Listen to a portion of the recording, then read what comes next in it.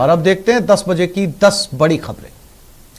नाम वापसी का आखिरी दिन, बजरी माफिया की दबंगई, डबल मर्डर केस में सुराग मिले, कुएं में कूदे दंपत्ति, पुजारी को जलाने की कोशिश, तस्करों को दबोचा, एनकाउंटर में घायल गैंगस्टर, पैंथर से दहशत, दुकान में लगी आग, शटर काटकर चोरी लाइव।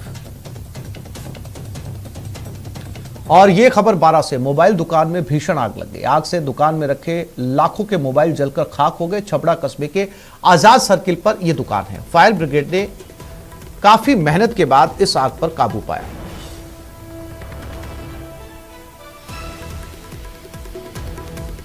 तो एक मोबाइल की दुकान में आग लग गई। जाहिर सी बात है कि जब मोबाइल की दुकान में आग लगी तो सब कुछ जलकर खाक हो गया। न केवल मोबाइल बल्कि मोबाइल से जुड़ी हुई एसेसरीज, लाखों के नुकसान की आशंका जताई जा रही है।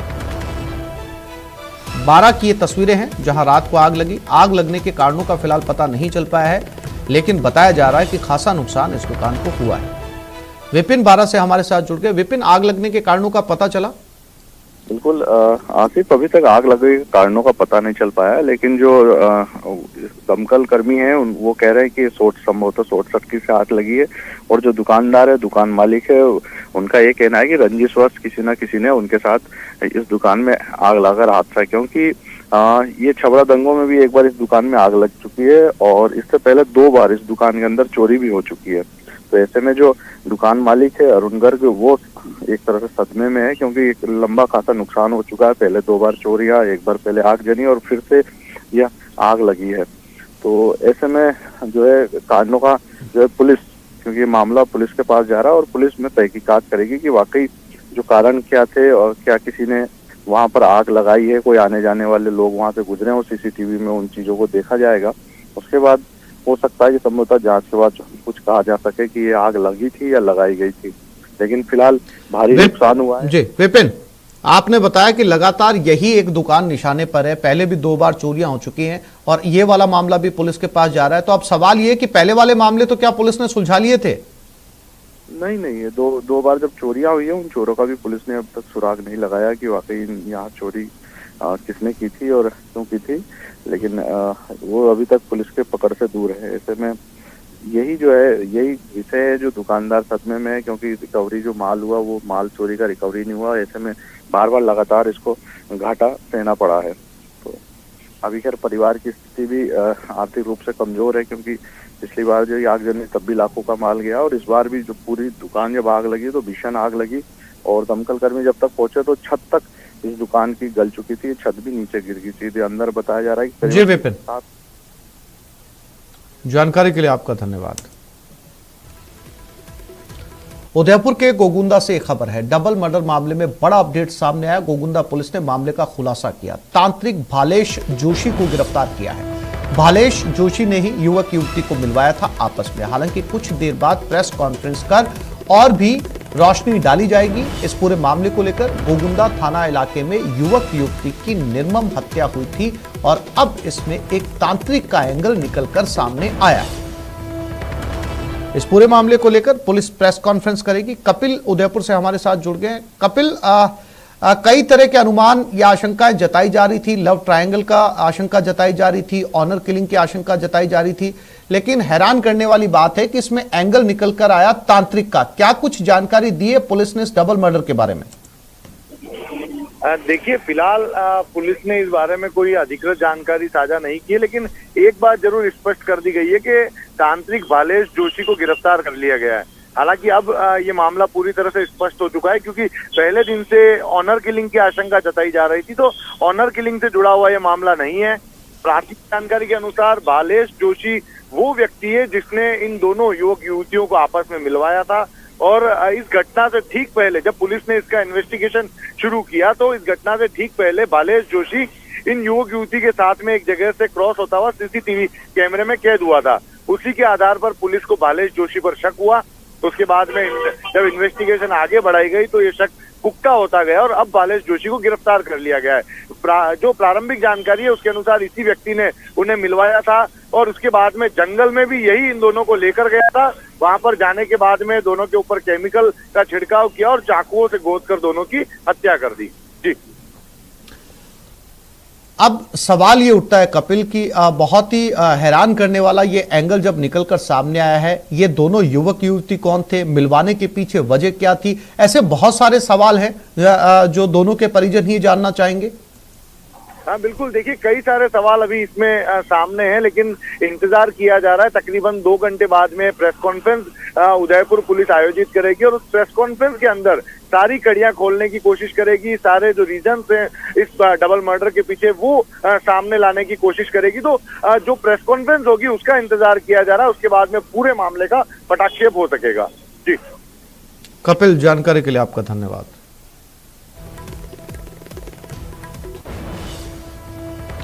तो कुछ देर में पुलिस इस पूरे मामले को लेकर प्रेस कॉन्फ्रेंस करने वाली है। फिलहाल जानकारी इतनी ही निकलकर आ पाई है कि तांत्रिक भालेश जोशी को पुलिस ने गिरफ्तार किया है और माना जा रहा है कि इस पूरे हत्याकांड के पीछे मास्टरमाइंड वही है।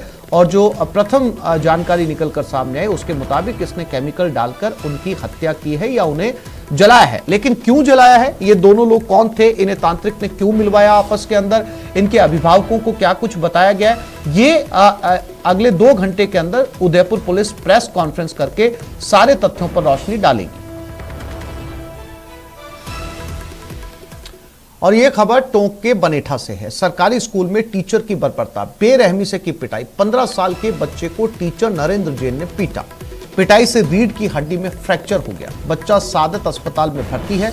पिता ने बनेठा थाने में केस दर्ज करवाया। 18 नवंबर को बच्चे के साथ मारपीट हुई थी। टीचर को सख्त सजा दिलाने की मांग की गई। ये तस्वीरें हैं और ये बच्चा इस समय हॉस्पिटल में एडमिट है और बताया जा रहा है कि रीढ़ की हड्डी में इस बच्चे के फ्रैक्चर हो गया है। टीचर की बर्बरता का अंदाजा लगाया जा सकता है कि किस तरीके से टीचर ने इस बच्चे के साथ मारपीट की होगी।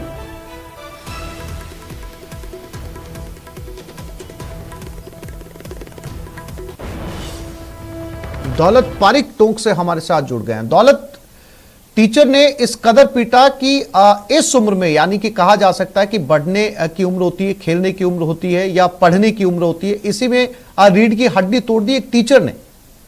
जी बिल्कुल, दरअसल मामला बड़ा गंभीर है। जिस तरह से बच्चे से बर्बरतापूर्ण मारपीट की गई है, वाकई में सोचने वाली बात है। स्कूल में, सरकारी स्कूल में टीचर इस तरह से, हालांकि बच्चे के जो परिजन हैं उनका आक्रोश इस कदर है कि 19 तारीख को 18 को मारपीट हुई, 19 को मामला दर्ज होने के बाद में अभी तक किसी तरह की कार्रवाई इस टीचर के खिलाफ नहीं हुई है। और बच्चे की गलती, फिलहाल जो परिजन बता रहे हैं, बच्चे की कोई गलती नहीं है कि क्लास में कोई दूसरी जगह बच्चे कोई शोर कर रहे थे, उसको लेकर के टीचर ने बिना पूछे उसको इस कदर मारा, लातों से मारा, गुस्सों से मारा और जमीन पर पटका। इस वजह से इस बच्चे की रीढ़ की हड्डी में फ्रैक्चर बताया जा रहा है। गंभीर स्थिति में बच्चा सादत अस्पताल में भर्ती है।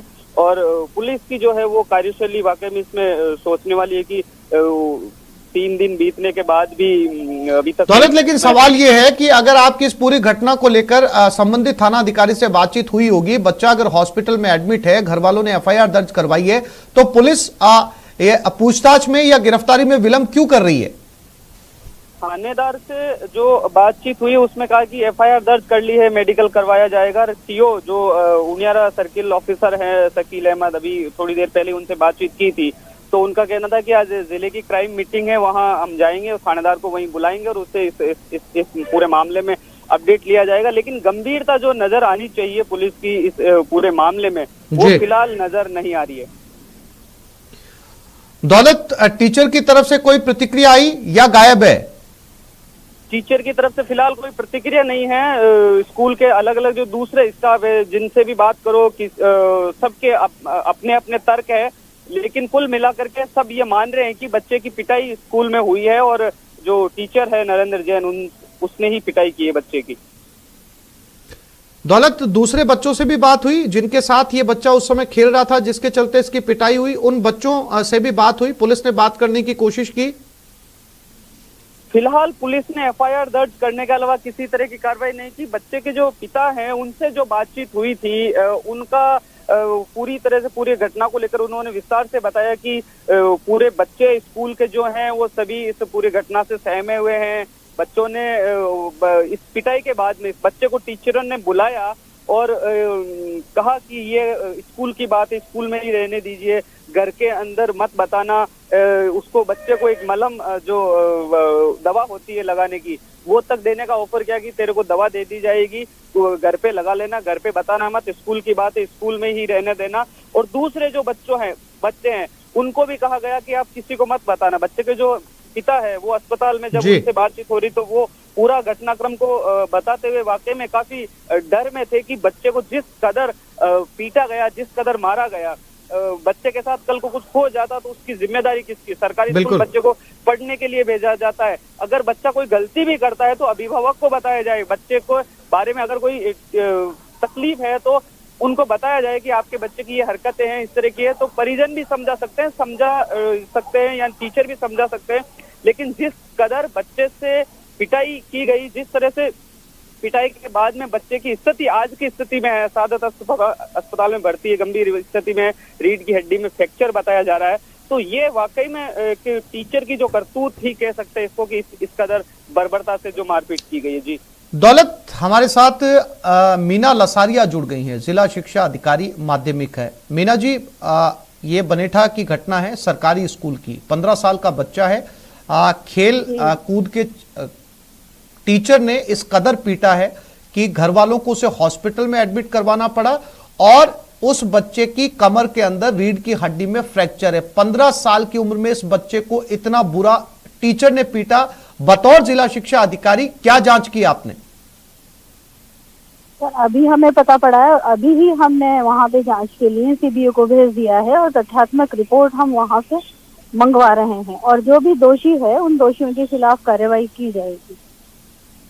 मीना जी, इस बच्चे के घर वालों ने एफआईआर भी दर्ज करवाई है, ना तो पुलिस की तरफ से कोई एक्शन हुआ है ना स्कूल प्रशासन की तरफ से। जो हमारे संवाददाता हैं टोंक से, वो जानकारी ये दे रहे हैं कि पूरी स्कूल को काउंसलिंग करने की कोशिश की गई, बच्चे को काउंसलिंग करने की कोशिश की गई कि इस बात को बाहर नहीं ले जाया जाए। तो क्या आप समझ सकती हैं मीना जी, छोटा बच्चा जब घर में होता है तो अंदाजा लगाया जा सकता है, अगर उसके साथ इस तरीके से मारपीट हो तो बतौर महिला भी आप इस बात को समझ सकती हैं।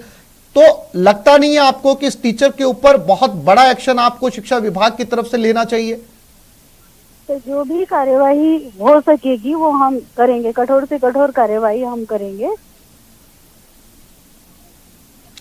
मीना जी शुक्रिया। दौलत जी दौलत मीना लसारिया थी, वही जो आमतौर पर एक सरकारी अधिकारी के साथ जो गिने चुने शब्द होते हैं उन्हीं का इस्तेमाल उन्होंने किया। वही रटा रटाया जो एक जवाब होता है, पहले जांच करेंगे, उसकी जांच के बाद के अंदर क्या तथ्यात्मक रिपोर्ट आती है उसके बाद में कड़ी से कड़ी कार्रवाई करेंगे। सवाल यह है कि इस बच्चे की ना केवल पढ़ाई लिखाई खराब हुई है और शारीरिक रूप से भी पता नहीं ये कितना सक्षम आगे हो पाएगा या नहीं हो पाएगा, केवल एक टीचर की बर्बरता के चलते, और अभी तक सब जांच में जुटे, कार्रवाई कुछ नहीं हुई है।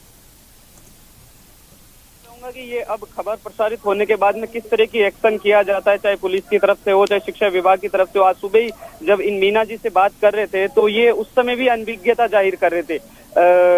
लाजमी है कि जब इस तरह का मामला है तो जिला शिक्षा अधिकारी तक बात गई होगी, लेकिन ये अभी तक मतलब जब तक पूरा मामला सुर्खियों में नहीं आ जाता तब तक किसी तरह की कार्रवाई। दौलत, इस बच्चे को लेकर डॉक्टर्स का क्या कहना है? इसके पिता ने क्या कहा? क्या बच्चा जल्दी रिकवर करेगा या बड़ी क्षति हुई है बच्चे को? देखिए, चोट जो है वो रीढ़ की हड्डी में है, रिकवर होने में हालांकि बच्चा छोटा बच्चा है, रिकवर जल्दी हो जाएगा, लेकिन फिलहाल जो बच्चा है वो भर्ती है अस्पताल में और इसकी जो स्थिति है वो ठीक है। दौलत, नजर बनाए रखिएगा, अपडेट आपसे समय समय पर लेते रहेंगे। फिलहाल तमाम जानकारी के लिए आपका धन्यवाद। और ये बड़ी खबर भरतपुर से मिल रही है। पत्नी ने प्रेमी के संग मिलकर अपने पति की हत्या कर दी। हत्या के बाद पति के शव को बोरे में भरकर नहर में फेंक दिया। कई दिनों से लापता था मृतक युवक। मृतक के पिता ने चिकसाना थाने में केस दर्ज करवाया। पुलिस ने पत्नी और उसके प्रेमी को हिरासत में ले लिया है। चिकसाना थाना पुलिस अब इस मामले की जांच कर रही है। यानी कि लव ट्रायंगल भरतपुर में पत्नी ने अपने प्रेमी के साथ मिलकर पति की हत्या की, बोरे में भरा और नहर में फेंक दिया। अब जाकर दोनों गिरफ्तार हुए हैं। पुलिस पूछताछ कर रही है। पति के पिता ने थाने में केस दर्ज करवाया था। दीपक हमारे साथ भरतपुर से जुड़ गए हैं। दीपक, रिश्तों को शर्मसार करती ये तस्वीर सामने आई है, क्या कुछ जानकारी दी पुलिस ने इस पूरे मामले को लेकर? देखिए, बिल्कुल आसिफ, ये पति पत्नी के जो रिश्ते होते हैं उनको शर्मसार करने वाली ये तस्वीर जो है वो निकल करके आई। और चिकसाना थाना क्षेत्र का ये पूरा मामला है, जहां एक पत्नी ने अपने प्रेमी के साथ मिलकर के जो है अपने पति को मौत के घाट उतार दिया। और उस पूरे मामले में जो मृतक युवक था उसके पिता के द्वारा जो है हत्या का मामला दर्ज कराया गया है। और चिकसाना थाना पुलिस ने प्रेमी और जो पत्नी है युवक की, उसको हिरासत में लिया है। उन दोनों से पूछताछ की जा रही है। हालांकि ये मामला जो है आज से वो पुराना मामला है, क्योंकि 29 मई को उस युवक की गुमशुदगी की रिपोर्ट दर्ज कराई गई थी और वो लंबे समय से लापता था। उसके बाद ये पूरा घटनाक्रम हुआ। अब जब कल ये है पूरे मामले में अहम सबूत जो है चिकसाना थाना पुलिस को लगे हैं और उस पूरे मामले में दोनों को हिरासत में लिया गया है और दोनों से अब जो है पूछताछ की जा रही है। पुलिस का कहना है कि पूरे मामले में जल्द खुलासा कर आगे की जो कार्रवाई है वो की जाएगी। जी दीपक, जानकारी के लिए आपका धन्यवाद।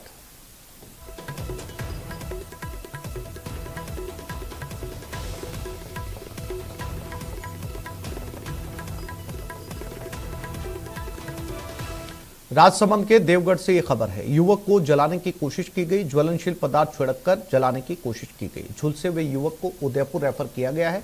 मौके पर पुलिस अधिकारी पहुंच चुके हैं। 8-10 लोगों को राउंड अप करने की सूचना है। हीरा की बस्ती देवनारायण मंदिर के पास की घटना बताई जा रही है।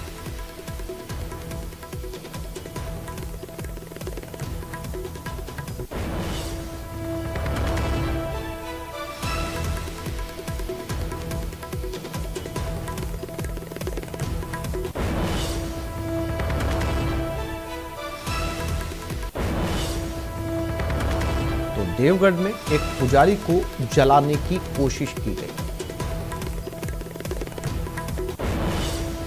देवगढ़ में ज्वलनशील पदार्थ छिड़ककर जलाने की कोशिश की गई। लकड़ी से वो आग जल रही थी आगे, और पेट्रोल ऊपर डाल के तुरंत लकड़ी से लगा दिया और आग लेने लग गई। मेरे को पीछे बांध दिया दुकान में, खुल करके बाहर जाके उनको पानी डाल के बचाया। गांव के अलावा कोई नहीं है और मंदिर का रगड़ा चल रहा था। थाने में 20 रिपोर्ट दे चुके हैं, कोई कानूनी कार्रवाई नहीं करता है। इसमें एमएलए शामिल रहता है। एमएलए फोन लगा देता है, थाने में आता नहीं है पुलिस वाले कोई भी। और इसमें सरपंच की पूरी मरबंदी चलती है, जमीन खाने के लिए चल रहा है उसका काम। जो घटना कारित की उसमें मजनू के पर्चा बयान पुलिस के द्वारा लिए गए थे, जिसमें अज्ञात लोगों के द्वारा इस घटना को कारित करना बताया। रात को पुलिस के द्वारा भिन्न भिन्न जगहों पर दबिश देके 10 से 15 लोगों को राउंड अप किया और जिन बदमाशों ने इस घटना को कारित करने की कोशिश की वो सब पुलिस के द्वारा राउंड अप कर लिए गए हैं। और इस बात को लेकर पूर्व में भी एक सिविल दावा माननीय न्यायालय में विचाराधीन था, जिसमें इसको बेदखल नहीं करने वाली बात सामने आई।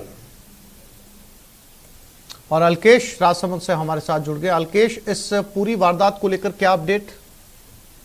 ये सबसे पहले मैं अपने दर्शकों को अपडेट ये बताना चाहूंगा कि इस घटनाक्रम के बाद अब पुलिस हरकत में आ चुकी है।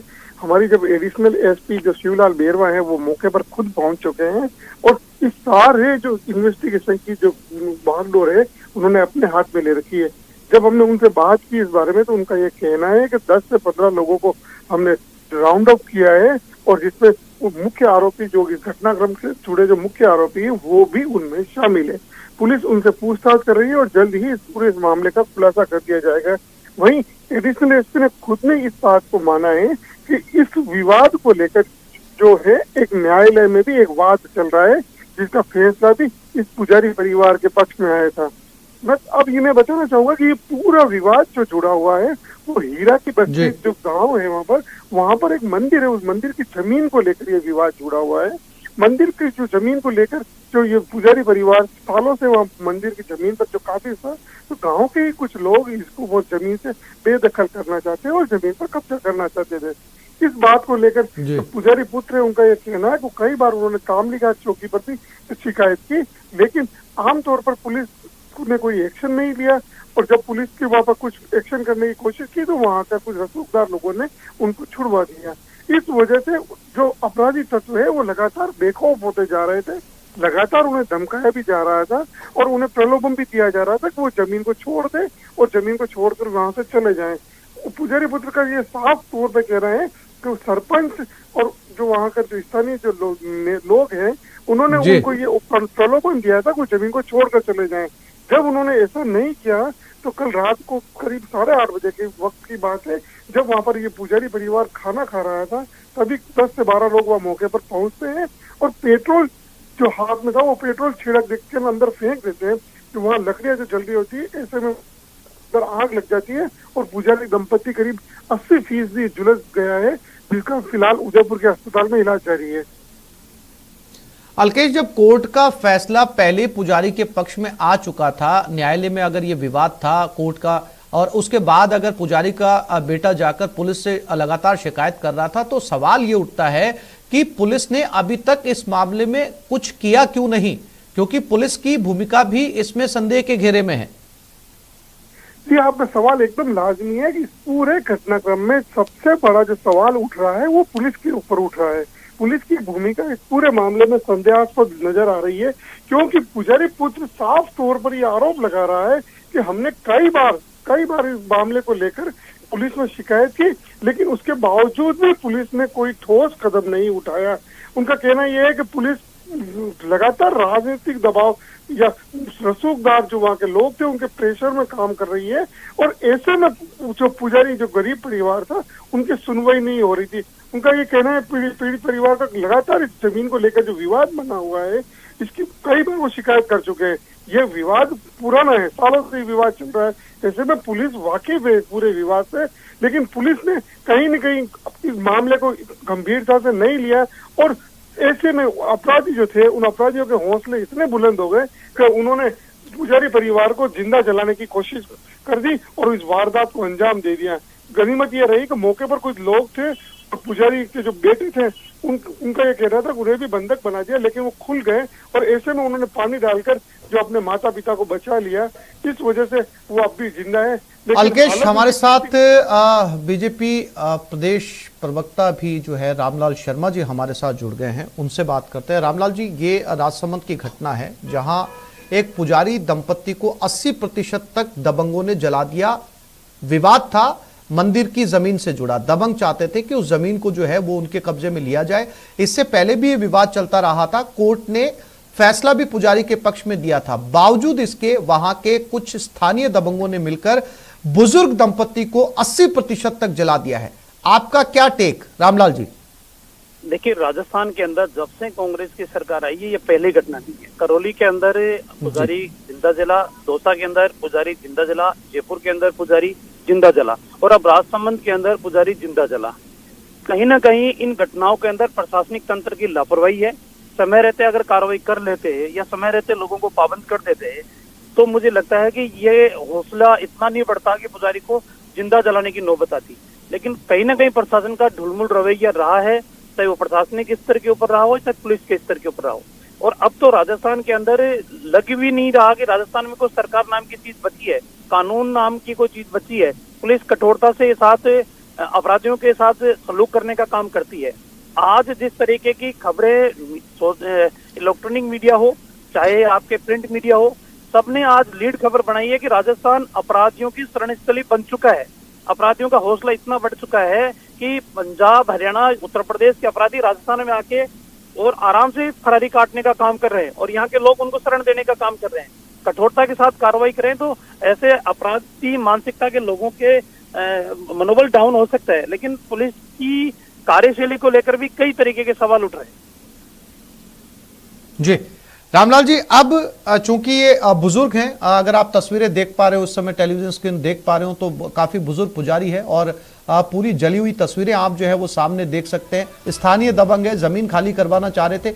इसको लेकर आप वहां पर जो है वो किसी तरीके की कोई कार्रवाई या आपकी मौजूदगी वहां पर दर्शाने वाले हैं पुजारी के पक्ष में? निश्चित रूप से भारतीय जनता पार्टी की स्थानीय जो इकाई है वो तत्परता के साथ कार्रवाई भी करेगी, प्रशासन को मजबूर भी करेगी। और अब प्रशासन दावा कर रहा है कि हमने 10 लोगों को हिरासत में लिया है, तो घटना कारित होने के उपरांत आप कार्रवाई करें। इससे अच्छा होना कि घटना हो ही नहीं, उससे पहले ही आप कार्रवाई कर लें।